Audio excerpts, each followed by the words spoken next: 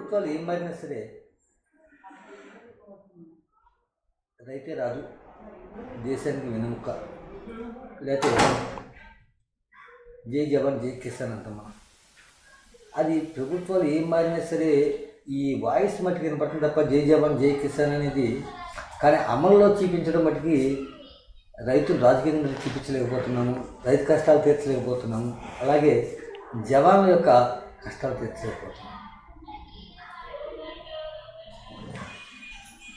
రైతులు పడే కష్టాలు బాధల గురించి మనకి తెలియపరచడానికి ప్రముఖ రైతు సంఘ నాయకులు, భారతీయ జనతా పార్టీ సీనియర్ నాయకులు కొత్తపల్లి లక్ష్మీపతిరాజు గారు మనతో ఉన్నారు. ఆయన అడిగి మనం మరిన్ని విషయాలు తెలుసుకుందాం. లక్ష్మీపతిరాజు గారు నమస్కారం సార్. నమస్కారం. లక్ష్మీపతిరాజు గారు, ప్రభుత్వం ఏదైనా అవ్వచ్చు, పార్టీ ఏదైనా అవ్వచ్చు, రైతులకు అది చేస్తాం ఇది చేస్తాం అంటున్నారు, కానీ ఏమి చేయట్లేదు. అగ్గిపుల్ల తయారు చేసే కంపెనీకి కూడా, తయారు చేసినప్పుడు కూడా దాన్ని తయారు చేసిన దానికి ఒక రేటు నిర్ణయిస్తున్నారు. అలాగే ప్రకృతిలో సహజసిద్ధంగా దొరికే త్రాగునీరు, మంచినీరు కూడా సీసాలకు పట్టి దాన్ని ఒక రేటు నిర్ణయించి అమ్ముతున్నాడు. కానీ రైతు ఆరుగాలం కష్టపడి పండించిన పంట, ఏ పంట అయినా సరే, ఒక రేటు అంటూ నిర్ణయించేసి అమ్మలేకపోతున్నాడు. దీనికి కారణం ఎవరంటారో, కారకులు ఎవరు? కానీ ఏ ప్రభుత్వం వచ్చినా ప్రభుత్వాలు ఏ చేసినా ప్రభుత్వాలు చేయాలి. చేయటానికి రైతు పండించగానే ప్రభుత్వం రేటు నిర్ణయిస్తాం. రైతు చేతిలో ఏం లేదు, అందుకని రైతు నష్టపోతున్నాడు. దానికి కారణం ఏంటంటే, కారణం ఏమిటంటే అన్ని వ్యాపారస్తులు, ప్రభుత్వం వ్యాపారులు. ప్రభుత్వాలు ఏమో రైతే రాజు, రైతే దేశాన్ని వెన్నుముక్క చూస్తున్నాయి. అది ఎప్పుడు జరిగేదేనండి. ఇప్పుడు చేపలు, మాకు ఇక్కడ చేపలు, మేమందరం చేపలమే రైతులు. ఒక్కో టైంలో 128 మన మధ్య 100 రూపాయలకి వెళ్ళిపోయింది. ఫీడ్ రేట్లన్నీ ఆకాశంలో ఉన్నాయి. ఫీడ్ రేట్లు వాళ్ళు నిర్ణయించుకుంటున్నారు. మేత రేట్లు అయినా మందుల రేట్లు అయినా వాళ్ళు నిర్ణయిస్తారు. ఫ్యాక్టరీ పెట్టుకుంటారు. రైతు వచ్చేటికి మళ్ళీ వాళ్ళు నిర్ణయించిన రేటు మనం అమ్మాలి. దాని మీద మీరు నిర్ణయించిన రేటుకి అమ్ముతానికి లేదు. మన దగ్గర వాళ్ళ రేట్ అంటే ఆ రేటుకి మనం అమ్మాలి. ఇప్పుడు మేత ఏమో వాళ్ళు చెప్పిన రేటుకి అమ్మాలంటున్నారు. అవును. ఇదేమో చేప అవ్వచ్చు, రొయ్య అవ్వచ్చు, మీరు చెప్పిన రేటుకి అమ్మాలి, వాళ్ళు చెప్పిన రేటుకి అమ్మాలి. మీరు చెప్పిన రేటు మనం ఏంటంటారు? కారణం ఉంది. ఇంకా రకరకాలుగా ప్రభుత్వాలు ఇంకా వాళ్ళ చేతుల్లో ఉంటారు. ఈ పెద్ద పెద్ద వ్యాపారస్తులు ఇవన్నీ గవర్నమెంట్ చేతిలో ఉంటారు. వీళ్ళందరూ రైతు వచ్చేవాడు ఫ్యాక్టరీ పెడతాడు, కనికలు పీడ ఆడతాడు, వాడి రేట్ అని నిర్ణయిస్తారు వాళ్ళు. గవర్నమెంట్ దాని నిర్ణయిస్తుంది. మనం వచ్చేవాడికి చేప 10 రూపాయలు, 100 రూపాయలు, 90 రూపాయలు కొంటారు. లేదా అవసరం వచ్చినప్పుడు ఇంకో 10 రూపాయలు కొంటారు. లేకపోతే మామూలుగా వాళ్ళ ఇష్టం తగ్గించుకుంటారు. అంటే ప్రభుత్వాలు, అది కాంగ్రెస్ పార్టీ అవ్వచ్చు, తెలుగుదేశం పార్టీ అవ్వచ్చు, బీజేపీ పార్టీ అవ్వచ్చు, పార్టీ ఏదైనా సరే రైతులకి ఎందుకు చేయలేకపోతున్నారు? అడగట్లేదు అంటారా? అడుగుతారండి. రైతుల దగ్గర యూనిట్ ఉండదండి. మనం ఎలా పంట వచ్చిందండి, పంట మనం రాసుకుంటానికి అవకాశాలు లేవు. రైతు దగ్గర స్టోరేజీలు లేవు. రైతు ఆర్థిక పరిస్థితి వల్ల అమ్ముకోవాలి. అమ్ముకోకపోతే మనం రొటేషన్ అవ్వదండి.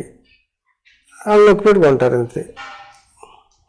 ఇప్పుడు గుంటూరు జిల్లా, అనంతపురం జిల్లా, ఈ కొన్ని జిల్లాల్లో అయితే మనకి మిర్చికి, పచ్చిమిర్చి అవచ్చు, ఎండుమిర్చికి కోల్డ్ స్టోరేజ్లు ఉంటాయి. ఎక్కడికక్కడే స్టోరేజ్లు ఉంటాయండి ప్రతి ఊర్లో. ఇలాంటి కోల్డ్ స్టోరేజ్లను వాళ్ళు మార్కెట్ ధర లేనప్పుడు ఆ కోల్డ్ స్టోరేజ్ పెట్టుకుంటారు. అవునండి. ఆ కోల్డ్ స్టోరేజ్ పెట్టినప్పుడు కూడా గవర్నమెంట్ కూడా అక్కడ ఉన్న సరికి కొంత లోన్ కూడా ఇస్తుంది. ఆ విధంగా చేపల రైతులకి, రొయ్యల రైతులకి ప్రభుత్వాలు కోల్డ్ స్టోరేజ్ ఎందుకు పెట్టట్లేదు? మీరు అడగట్లేదా? ఎందుకంటే రైతులు అడుగుతున్నారు సార్, అన్నీ అడుగుతున్నారు. కరెంటు తగ్గించమంటున్నారు. అప్పుడు టీడీపీ ప్రభుత్వం ఉండగా కొంత తగ్గించింది, బీజేపీ ప్రభుత్వం ఉండగా. మళ్ళీ వైఎస్ఆర్ వచ్చాక మళ్ళీ పెంచేశారు. మరి వీళ్ళు తగ్గిస్తూ ఉన్నారు. అది ఇంతవరకు రైతు వల్ల కరెంటు, వాటరు ఇవన్నీ శుభ్రంగా ఉంటే రైతు చేయగలుగుతాడు సార్. ఇవన్నీ కూడా కొన్ని స్టోరేజీలు ఉన్నాయనుకోండి, మాకు ఆడక మళ్ళీ మనకు స్టోరేజ్ ఉంటే రైతు రేట్ ఇచ్చినప్పుడు అమ్ముకుంటాడు. ఇక రైతు చెప్పిన రేటు అప్పుడు కొంటారు వాళ్ళు. అప్పుడు దాకా రాజుగారు, గతంలో ధాన్యం బంగారంతో సమానమైనది. 4 బస్తాలు పండినా చాలు కాస్త బంగారం వచ్చింది. ఇవాళ 30 బస్తాలు పడినా సరే కాసు బంగారం రావట్లేదు. కారణం ఏంటంటే ఇదివరకు మేము ఎరుగున్నా కూడా 10 ఏళ్ళకి 15 ఏళ్ళ క్రితం కూడా 3,000 నుంచి 20 ఏళ్ళకి నాకు తెలిసి 20,000 30,000 3,000 4,000 అంతే కదా సార్. అంతే. అటువంటిది మరి ఇవాళ మనకు 10 బత్తాలు పడినాయి అనుకోండి బంగారం వచ్చేది. ఇవాళ ఏముంది దగ్గర 70,000 80,000 అంటున్నారు. అది అట్లా రైతు ఏదిని ధాన్యం ఏమండి, ఇప్పుడు మనకు ధాన్యం లేదనుకోండి, చేపలు ధాన్యం అడుక్కొని ధాన్యం రైతు ఇలా రైతు 100 ఎకరాల రైతు ఉన్నారు కూడా బతకలేకపోతున్నాడు. వాళ్ళకి ఏముందండి, కట్టుబడి వ్యవసాయాలు రైతు చేయలేడు. కట్టుబడి ఎవరికాడు 10 బత్తాలు 15 బత్తాలు, ₹1,00,000 ₹1,00,000 50 లక్షల రేటు పొలం ఉన్నా మీకు 10-15 బత్తాల నుంచి ఎవరు కట్టుబడి ఇవ్వట్లేదండి. 10-15 అనుకోండి, బత్తాలు 2,000 అయితే ఎంత వస్తుందండి? 20,000 పెట్టుకోండి.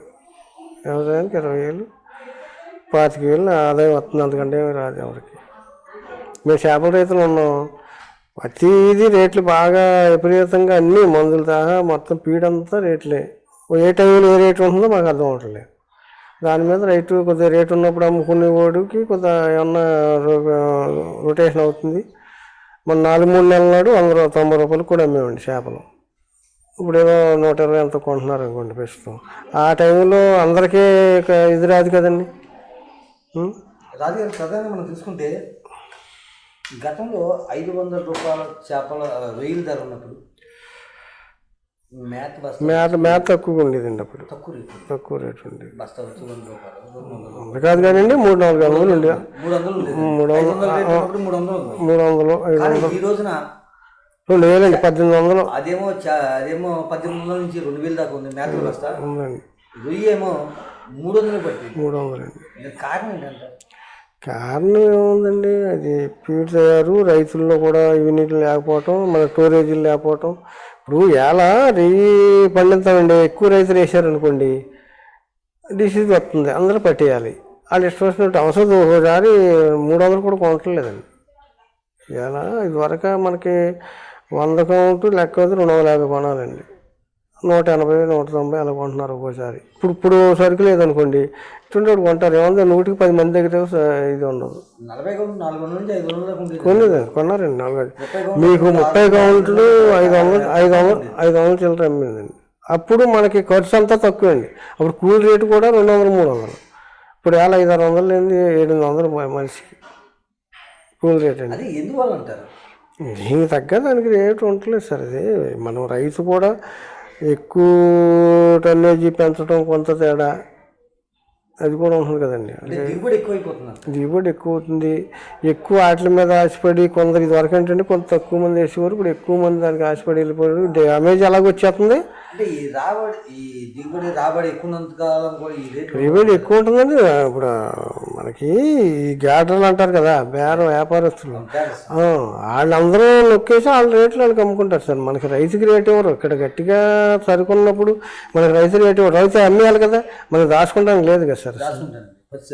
పచ్చి సరుకు ఆ ఏళ్ళకాయలు అమ్మేసుకోవాలి. ఇప్పుడు తేడా వచ్చిందంటే సాయంత్రానికి అమ్మేసుకోవాలి, లేదా రేపు వదిలి చెట్లు ఏమో ఉండదు. ప్రభుత్వాన్ని రైతులందరూ ఎందుకు అడగలేకపోతున్నారు? కోల్డ్ స్టోరేజ్ కావాలి అందరూ అడుగుతున్నారు సార్. ఇప్పుడు ఈ అధ్యక్షులు ఉంటారు, ఈ రైతు సంఘాలు ఉన్నాయి, అడిగితే మరి ప్రభుత్వం దానికి దిగొచ్చి అంత పోస్ట్ చేసే అంత రైతుల్లో లేదు. యూనియన్ లేదండి. యూనియన్ అందరూ ఉంటే గట్టిగా యూనిటీ లేదు. యూనిటీ ఉంటే కొంత ఇది వస్తుంది. యూనిట్ అంటే రైతు మానలేడు కదండి, పని అంతా మానలేడు కదా. ధర అడగలేకపోతున్నారు, కోల్డ్ స్టోరేజ్ అడగలేకపోతున్నారు, ఏం అడగలేకపోతే యూనిటీ ఉండదండి. రైతు ఒక పెద్ద రైతు ఉన్నాడండి, ఆడికి ఏదో ఎంత వచ్చినా చాలు, ఆడు చేసుకునే పని ఆడు చేసుకుంటాడు. చిన్న రైతు ఉన్నాడు, 50 సందాలకు అమ్మేయాలి, ఇంకా ఆడికి ఇబ్బంది ఏముందండి. ఇప్పుడు బాగా పెద్ద రైతు ఉన్నాడు అనుకోండి, ఆడికి ఎలా రొటేషన్ అయిపోతుంది. చిన్న రైతులు ఉన్నారు, మధ్యవర్తిగా రైతులు, మధ్యలో ఉన్న రైతులు ఆ ఏటకాయలు అమ్ముకొని ఎంతకైనా అమ్మేయాలండి. అది అమ్మిపోతే దాచుకునేది కాదు కదా. దాచుకోకుండా ఒక్కోసారి కోట్ల మీద ఇబ్బంది అయిపోతుందండి. ఒక్కో రోజులో అయినా చేప అయినా ఇబ్బంది అవుతుందండి. మీరు ప్రభుత్వాన్ని ఎందుకు డిమాండ్ చేయలేకపోతున్నారు? డిమాండ్ యూనిటీ తక్కువండి రైతుల్లో. యూనిటీ అంత యూనిటీ లేదు. ఉండి రైతు అంతా యూనిటీ అంటే ఏం చేయాలి? పంట ఆపాలి. ఎవరు ఆపుతారండి? ఇప్పుడు మనం పంట తగ్గించేసి ఆపామనుకోండి, అప్పుడు వస్తుంది. అది ఎవరు ఆపగలుగుతాం? ఎవరు ఆపలేరండి. రైతు ఆపితే ఇంకా ఆడి బతకాలి కదా, ఇంకా రెండో ఆదాయం ఉండదు కదండి. ఇది రైతుకి రెండో ఆదాయం ఉండదు. మీరు అన్నట్టు టూరిజంలు ఏమన్నా ఇస్తే రైతులుగా గవర్నమెంట్, కేంద్ర గవర్నమెంట్ ఇవన్నీ ఏమన్నా ఇస్తే కొంత కొంత కొంత మరీ డౌన్గా ఉన్నప్పుడు అర్జెంటుగా చెరువు దెబ్బతినేసి, ఇప్పుడు మీరు ఉన్నారు వ్యవసాయం చేస్తున్నాం మనం, 10 ఎకరాలు చేస్తామండి, 10 టన్నులు 20 టన్నులు గక్కుని డ్యామేజ్ వచ్చేస్తుంది. ఇప్పుడు కూడా అమ్మేసుకోవాలి. పొద్దున పూట బేరం ఆడుకున్నోడికి సాయంత్రం అప్పటికప్పుడు బేరం ఆడుకున్నోడికి కూడా మళ్ళీ కేజీకి 25-30 రూపాయలు తేడా ఉంటుంది. 2 రోజులు ముందు బేరం ఆడుకుని 10 రోజుల మీద ఇస్తామని కౌంట్ చెప్తే నలుగురిని సంప్రదించాం. దానికి ఒక యూనిట్, ఇప్పుడు మీరు అన్నట్టు మనం ఏదన్నా కొన్నామనుకుని దాని మీద సరుకు మీద ఇంత రేట్ అని ఉండిపోతుంది, ఫిక్స్ చేసేస్తారు వాళ్ళు. మనం రాజీ ఫిక్స్ చేయలేం కదా. నలుగురిని అడగాలి, వ్యాపారస్తుంది. నలుగురు అడిగి టైం ఉంటే ఎవడొకడు అవసరమైన 10 రూపాయలు పెంచి పెడతాడండి. ఒక రోజు టైం ఉంటే. ఒక్కోసారి టైం అసలు గంట చెరువు పొద్దున్నే వెళ్ళినప్పుడు చెరువు బాగానే ఉంటుంది, కొంచెం ఇంకో గంటకి వెళ్తే చెరువు తేడా వచ్చేస్తుంది. అప్పుడు కూడా పురమాయించాలి. అప్పటికప్పుడు ఆయన ఎవరైనా పెట్టమన్నాం అనుకోండి, వాడు 25-20 తక్కువ పెడతాడు. చంపేసుకోలేం కదా, పట్టేయాలి. ఇంకా వేళ మేము పట్టేసుకోవాలి కదండి. పూటకి మీకు రేటు తేడా ఉంటుందండి. గంటకి కూడా ఇది పచ్చరుకు కాబట్టి అదే టోరేజ్ ఉందనుకోండి, అప్పుడు ఆ టోరేజ్లు కంగారు పడకుండా పట్టుకుని కొన్ని ముందు పెంచుతూ టోరేజ్లు పెట్టుకుంటారు. ఏ పార్టీ అయినా అవ్వచ్చు. అదే రైతులు మీకు యూనియన్ లేకుండా యూనిట్గా లేకుండా ఉంటారండి. ఏదో అడుగుతారు, ఏదో రోజు మీటింగ్ పెడతారు, చెప్తారు, అయిపోతుంది. మళ్ళీ దాన్ని ఎవడో పట్టించుకోడు. ఇప్పుడు కట్టిమాటలకి మళ్ళీ మనం దాన్ని సైకిల్ చేయటం, ఇంకోటి చేయటం, ఇవన్నీ చేయాలంటే రైతు చేయలేడండి. రైతు గవర్నమెంట్గా ఆలోచించుకుని అది ఇస్తే రైతులకు బాగుంటుందన్నది వాళ్ళు ఇవ్వాలి. కానీ అది యూనియన్గా వీళ్ళు ధర్నాలు చేసి, ఇప్పుడు ఉద్యోగస్తులు ఉన్నాడు ధర్నా చేస్తాడు, 4 రోజులు ఇవన్నీ ఆడు పని చేసి పని ఆపేస్తాడు. రైతు ఆపలేడు కదండి అసలు. లక్ష్మీపతి గారు, గతంలో ఒక పట్టణం నుంచి ఎవరైనా ఒక పెద్ద మనిషికి ఎవరైనా వచ్చినప్పుడు కానీ, లేదా చదువుకున్న వాళ్ళు వచ్చినప్పుడు కానీ, లేదా రాజకీయ నాయకులు వచ్చినప్పుడు కానీ, ఒక అధికారులు ఎవరైనా వచ్చినప్పుడు, బాబు మా ఊరిలో గుడి కావాలి, బడి కావాలి అని మనం అడిగేవాళ్ళం. కానీ ఈ రోజున ఎవరైనా వస్తే మా ఊర్లో ఒక వృద్ధాశ్రమం పెట్టండి అని అడుగుతున్నారు. కారణం అంటే మనం ఇదేనండి, ఇప్పుడు తల్లిదండ్రులు పల్లెటూరులో మనం కష్టపడుతున్నాం. ఇప్పుడు మేము ఉన్నామండి, మా తండ్రుల వాళ్ళు కష్టపడి మేము ఏదో పైకి వెళ్ళాలని వాళ్ళ దృష్టి. అలా ఇప్పుడు మనం ఏం చేస్తున్నాం అంటే, మన పిల్లలు ఎవరో చదువుకుంటున్నారు, మన పిల్లలు ఇప్పుడు మాకు చదువు లేదండి. నిజంగా మాకు చదువు లేదు. ఇప్పుడు మేము అనుకుంటాం మా పిల్లలు కూడా చదివించాలి, వాళ్ళు బాగా ఇది అవ్వాలి, వాళ్ళ అభివృద్ధిలో ఉండాలి, మనకు మళ్ళీ పల్లెటూరులో ఉండకూడదని మనం అనుకుంటాం. నేను ఓపుకోలేక మా అబ్బాయిని నేను మధ్యలో చదివించలేకపోయామండి. అది అతను కూడా మాకు కూడా ఇప్పుడు వ్యవసాయం మేము చెరువులు చూసుకుంటున్నాం. ఇప్పుడు మా పిల్లలు ఉన్నారు, మా మనవరాళ్ళని, వాళ్ళని మేము ఏదో రకంగా వాళ్ళు మనకి ఎవరికి చదువు లేదు, వాళ్ళకి వచ్చేప్పటికన్నా ఏదో రకంగా ఉద్యోగం చేసి పైకి మనం చదివించాలి, మంచి పొజిషన్ రావాలని మనం కోరుకున్నప్పుడు తల్లిదండ్రులే పిల్లల్ని దూరంగా పెట్టి అంటే అదే ఎవరికాళ్ళు ఆశపడి మనం మన పిల్లలు ఎవరో పైన అమెరికాలో ఉన్నారో లేదా ఇంకోసారి చదువుతున్నారు, మన పిల్లలు కూడా వెళ్తే బాగుంటుందని మనం అనుకుంటున్నామండి. అనుకుని వాళ్ళు పంపేశాక వాళ్ళు కూడా మనం వెళ్ళలేం కదండి. వాళ్ళు కూడా మనం వెళ్ళలేం, మనం ఇక్కడ ఉండాలి, వాళ్ళు అక్కడ ఉండాలి. అప్పుడు వీళ్ళకి పరిస్థితి ఏంటి? అప్పుడు వృద్ధాశ్రమం కావాలి. అప్పుడు వీళ్ళ పరిస్థితి ఏంటి? వాళ్ళు అది మానేసి ఇక్కడ రప్పించలే వాళ్ళని. మీరన్నట్టు నిజంగా పిల్లలు దూరంగా ఉన్నప్పుడు తల్లిదండ్రులు వృద్ధాశ్రమం ఉంటే పర్వాలేదు. కానీ ఒకే ఊర్లో 2-3 కొడుకులు ఉంటున్నారు, అందరూ ఉంటున్నారు, కానీ ఆ తల్లిదండ్రులు వృద్ధాశ్రమంలో ఉంటుంటే వీళ్ళకి పంచుకుని పడక కొంత నువ్వు చూసావా నేను చూసావా, కొన్ని ఫ్యామిలీ గొడవలు తెలియదే ఉందండి. ఫ్యామిలీలో నేను ఎంత చూడాలని, మనకు బయట నుంచి వచ్చినప్పుడు కొందరు మంచి వాళ్ళు ఉంటారు, కొందరేమో మేము ఎందుకు చూడాలి ముసలోళ్ళు అని, ఇవన్నీ ఈ ఛాన్సుల్లో కొందరు ఉంటారు, అందరూ ఉండరు. కొంతమంది కొన్ని విధాలుగా ఉంటారు. వంతులు వేసుకోవటం, లేకపోతే నువ్వు ఇంటికాడ నెలలో మా ఇంటికాడ నెలలో ఒకటి శుభ్రం చూస్తారు, ఇంకొకటి చూడకపోవచ్చు. ఈ గొడవలన్నీ ఎందుకులే అందరం కలిసి మనం అయితే మనకి ఎవరికి శ్రమ ఉండదని ఆలోచించి కూడా కొందరు ఉంటారు కదండి. అలా జరిగిపోతుంది కొన్ని చోట్ల. అది మీరంతా మీరు చెప్పిందంత బాగా రాజు. పోతే ఇప్పుడు ఇందాక మనం అనుకున్నట్టుగా ఒకే ఊర్లో 2-3 కొడుకులు ఉంటారు, ఆ తల్లిదండ్రులు బతుకున్నంతసేపు వాళ్ళకి ఒక పూట కూడా 4 రోజులు కూడా భోజనం పెట్టరు. ఆ తల్లిదండ్రుల మరణాంతరం మట్టికి వాళ్ళకు 4,000 మందిని పిలిచి 40 రకాల పిండి వంటలతో భోజనాలు పెడుతున్నారు. మరి అదెందుకు పెడుతున్నారంటారు? పెడుతుందంటే జనానికి మెప్పు కోసం, మన కోసం మెప్పు కోసం కాదండి. తల్లిదండ్రులకి మనం ఏం చేసామన్నది మనకి ఎవరి మనసానికి అది తెలుస్తుంది. అదేంటంటే మేలుబానం కోసం అంతే అండి. ఎవరు చేసినా, నేను చేసినా, మీరు చేసినా, ఇంకోళ్ళు చేసినా అబ్బో ఇది ఇంత పెడతాడు, ఆ తల్లికి కూడెట్టాడో లేదో అన్న సంగతి వాళ్ళకి ఎవరికి తెలియదు కదా సార్.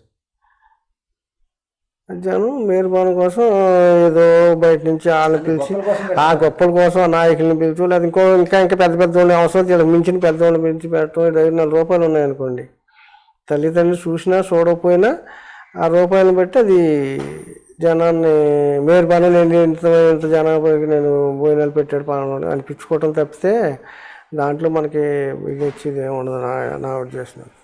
లక్ష్మీపతిరెడ్డి గారు, గతంలో 4 ఎకరాలు ఉన్నవాడి కన్నా 4 అన్నదమ్ములు ఉన్నవాళ్ళకి లేకపోతే 4 గల్లాళ్ళకి పిల్లనిచ్చేవాడు. కానీ ఈ రోజున 4 ఉన్నవాడికి కదా, 2 ఉన్నవాడికి కూడా పిల్లనివ్వట్లేదు. ఓ రకంగా చెప్పాలంటే తల్లిదండ్రులు ఉన్నవాడికి కన్నా తల్లిదండ్రులు లేనివాడికి పెళ్లి బాగా అవుతుంది, స్పీడ్గా అవుతుంది. అత్తగారు లేకపోతే మా ఇద్దరు గతంలో 4 ఎకరాలు లేదా 40 లక్షలు ఉన్నవాడి కన్నా 4 ఉన్నవాడికి పిల్లనిచ్చేవాడు. ఇప్పుడేమో ఈ విధంగా జరుగుతుంది. దీనికి కారణం ఏంటంటారు? కారణం ఏముందండి, ఇప్పుడు ఇదివరకు ఉద్యోగస్తులు అంటే పిల్లనిచ్చేవారు కాదు, ఎక్కడికో పంపాలని. ఏమని మంది ఇదివరకు పెద్ద కుటుంబం ఉద్యోగస్తులు అంటున్నారు. ఉద్యోగస్తులు అంటే వాళ్ళకి పిల్లనిచ్చేవారు కాదు ఇదివరకు, నాకు తెలిసి పూర్వం. అవును. మన ఎదురుకుండా వాళ్ళు ఎక్కడో పోతారో ఎక్కడో ఉంటారండి. ఒక పెద్ద కుటుంబం ఉండి, కుటుంబం మంచిదై ఉండి అటు రైతుగా ఇచ్చేవారు, రైతుగా అయితేనే పిల్లనిచ్చేవారు. నాకు తెలిసిన వరకు ముందులో మాకు ఎరుగుండేవాడికి అలా ఉండేది. మాకు కొంత ఇది వచ్చేవాడికి మన దగ్గరే ఉండాలి, పిల్లలందరం కలిసి ఉండాలి అని ఎవరు పెద్ద కుటుంబం అని చూసుకుని ఇచ్చేవారు. అదే ఇప్పుడేమో పెద్ద కుటుంబం కాదు, ఇప్పుడు ఎవరు ఒంటరిగా ఉన్నారు. వాళ్ళు ఎంతమంది పిల్లలు ఒకళ్ళే ఉంటే వాళ్ళు మరీ బెనిఫిట్. అదే కారణం ఏంటంటే కారణం ఏంటంటే ఎవరికో ఒకరిగా ఇది ఉండకూడదు. ఇప్పుడు మన పిల్లలు ఇచ్చామనుకోండి, మన పిల్ల అక్కడ ఇంకేం పని చేయకూడదు, అత్తమామని పోషించకూడదు, ఎవరిని పోషించకూడదు, వీళ్ళు ఫ్రీగా ఉండాలి. అలా ఒంటరిగా ఒకరిని చూసి ఒకళ్ళు ఇంకా అంతే. ఇంకా అలా ఈ జనరేషన్ బట్టి అలాగే.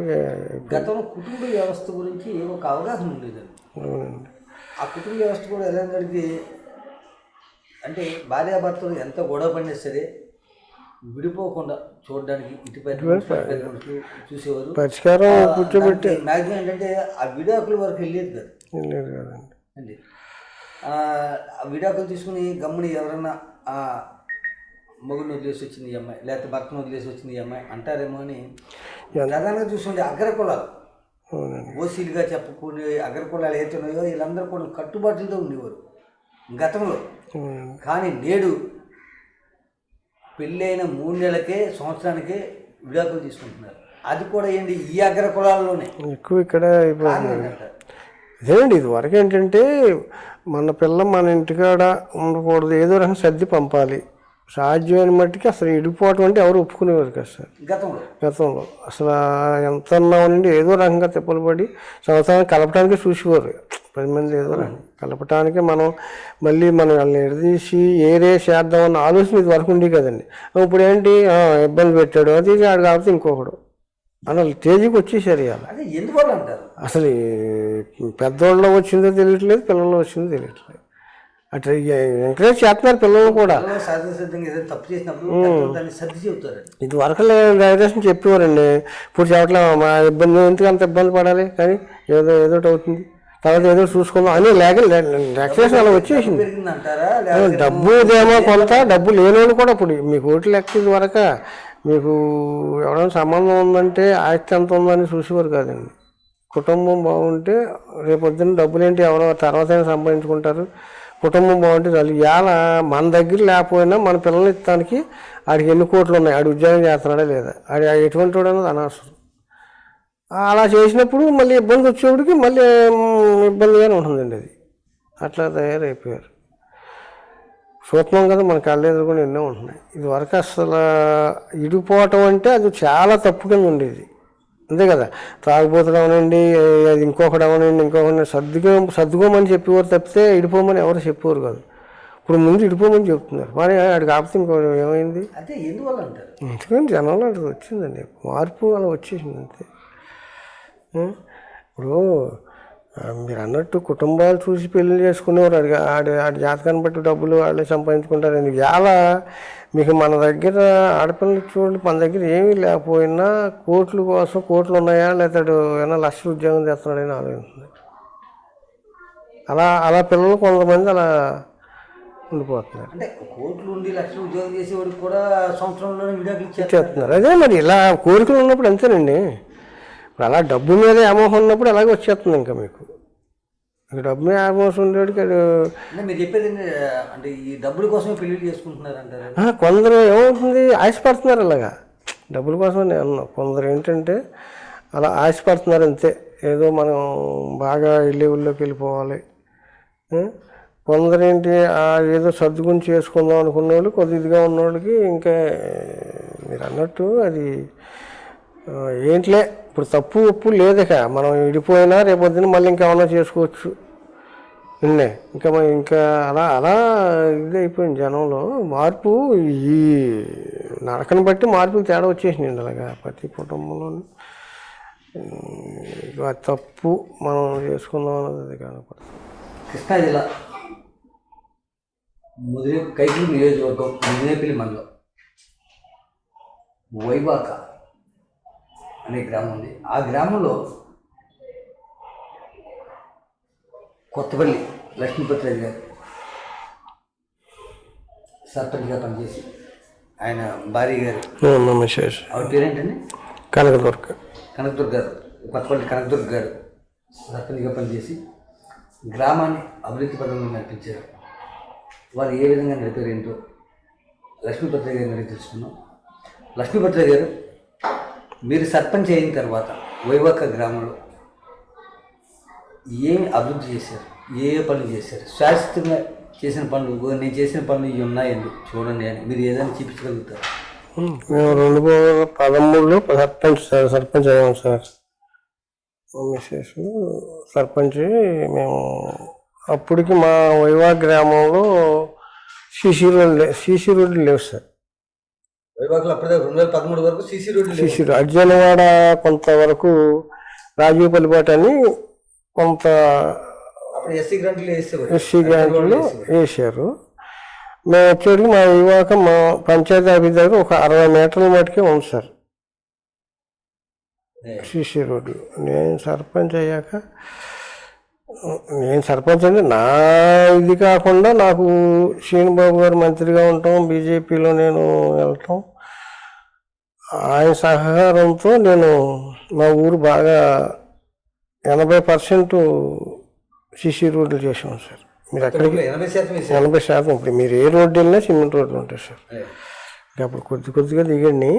అవి కూడా ఇప్పుడు ఆయన సహకారంతో మళ్ళీ మాట్లాడటం. నాకు ఇప్పుడు పదవి లేదు, కూటమిలో నాకు అందరూ ఇక్కడ బాగా అనుకూలంగా ఉంటారు.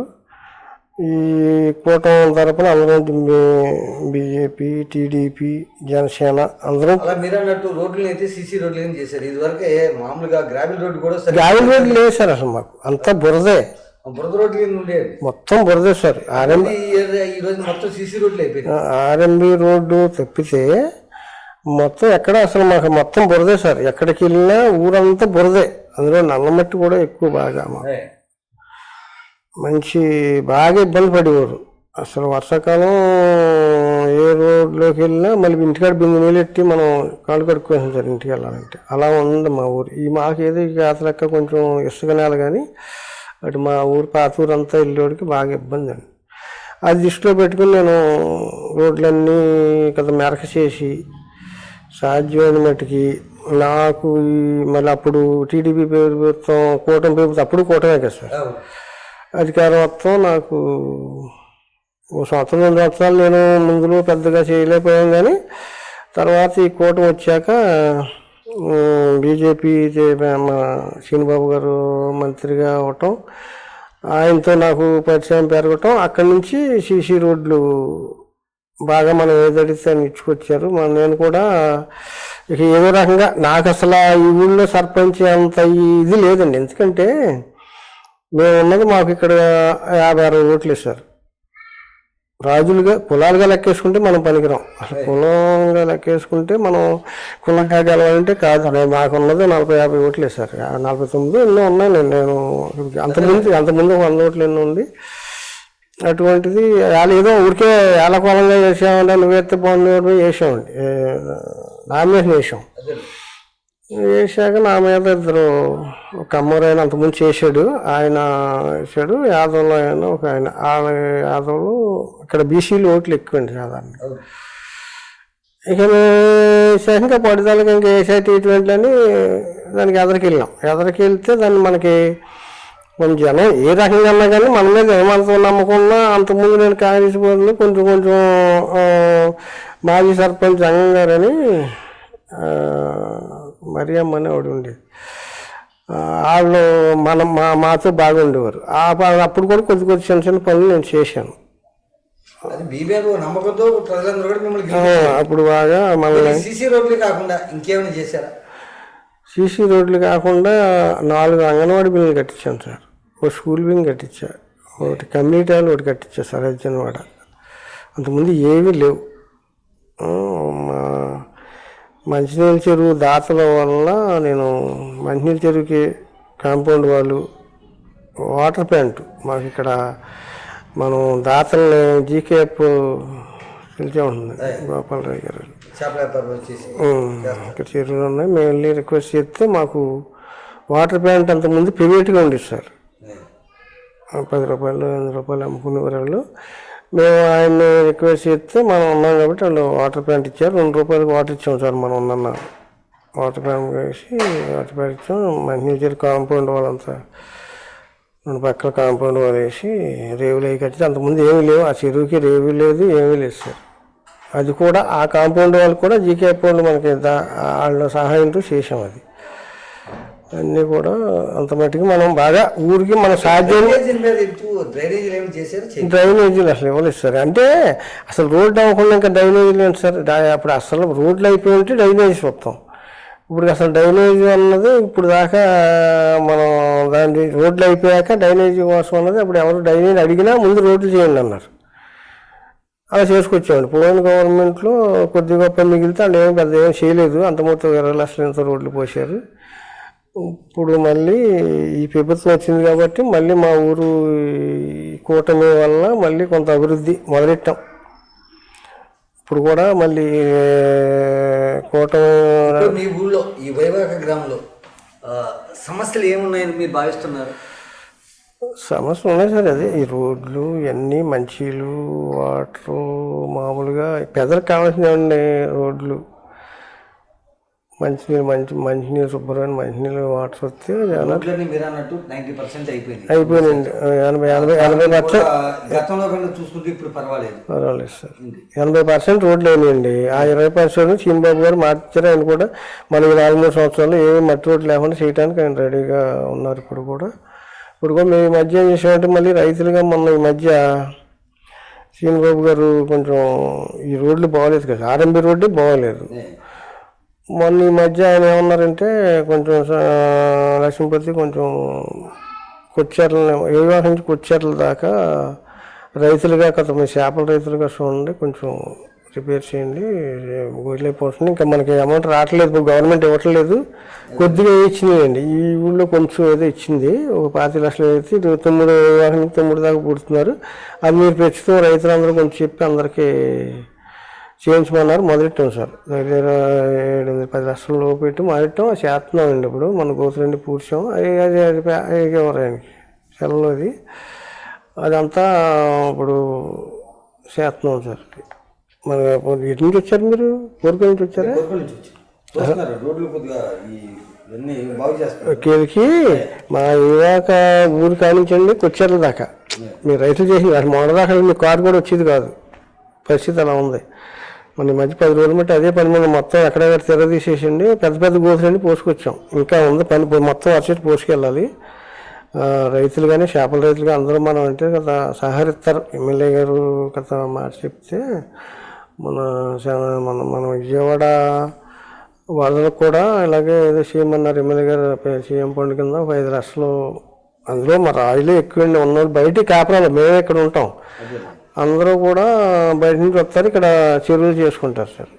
ఒక 5 లక్షలు మనం సీఎం ఫండ్ కింద కూడా మనం చేసాం. అదే రైతులు ఇప్పుడు మళ్ళీ రోడ్లు మా ఊరు నుంచి పొలిమార్క నుంచి ఈ ఊరు చివరి నుంచి కొచ్చేర్ల దాకా, అలాగే మీరు ఇప్పుడు వచ్చారు కొద్దిగా కారు బేకేయకుండా వస్తుంది, అలాగే అదే నెలలు అడిగితే అసలు వచ్చే పరిస్థితి లేదు సార్.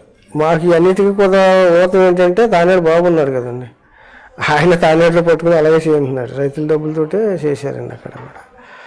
ఆయన కూడా చేస్తే బాగుంటుందంటే ఆయన సహకారం, వాళ్ళకి రైతుల సహకారంతో అది ఇప్పుడు ప్రస్తుతం చేస్తున్నాం సార్.